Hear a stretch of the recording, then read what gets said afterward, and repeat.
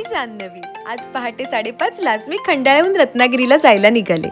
तासाभरातच मी रत्नागिरीला पोचले. मग मयुरीला पिक करून ब्राईडच्या घरी आले. गेल्या गेल्या सगळ्यात आधी साडीचं प्री प्लेटिंग करून घेतलं. तर ही आहे आजची ब्राईड जागृती आणि तिचा बिफोर लुक. लगेचच मी जागृतीच्या मेकअपला सुरुवात केली आणि मग हेअरस्टाईल सुद्धा केली. विधी लुकसाठी जागृतीने 6वारी साडी नेसायचं ठरवलं होतं.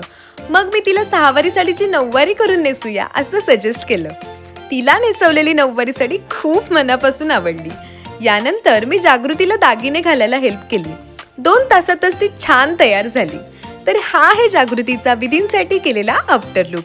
अगदी तिला हवा होता तसाच. यानंतर आम्ही लग्नाच्या हॉलवर जायला निघालो.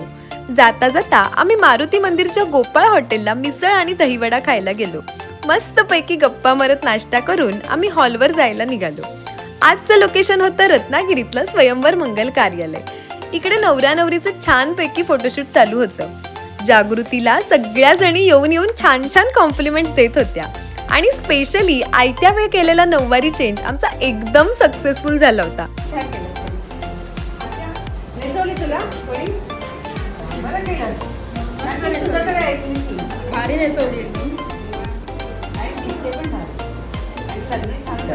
मग नवरीने छानपैकी मंडपात एंट्री केली.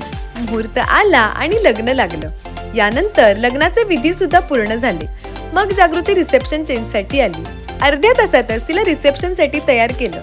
ते पण साडी, मेकअप, हेअर सगळं चेंज करून बरं का. ओपन पदर तिला नीट कॅरी करता यावा म्हणून तिला प्लेटिंग करून सेफ्टी पिनने फिक्स करून दिलं. तर हा आहे जागृतीचा रिसेप्शन लुक. आजचे जागृतीचे दोन्ही लुक्स तुम्हाला कसे वाटले मला कमेंटमध्ये सांगायला विसरू नका हा. मग लंच करून आम्ही हॉलच्या बाहेर आलो तर सायली मला सरप्राईज द्यायला आली होती. मयुरी आणि सायलीने ऑलरेडी 10K सेलिब्रेशनचं प्लॅनिंग केलं होतं, पण मला अजिबात कळू सुद्धा दिलं नव्हतं. मला सरप्राईज द्यायच्या त्या एक संधी सुद्धा सोडत नाहीत. मग आम्ही मिऱ्या जेट्टीवर फिरायला गेलो. सायलीने स्वतः केक तयार करून आणला होता. मग केक कट केला आणि खूप फोटोज सुद्धा काढले. यानंतर आम्ही खूप गप्पा मारल्या. मला इतकं छान वाटत होतं ना. फायनली दोघींना घरी सोडून मी खंडाळ्याला घरी जायला निघाले. तर असा होता आजचा माझा वर्क डे. भेटूया नेक्स्ट ब्लॉगमध्ये. बाय.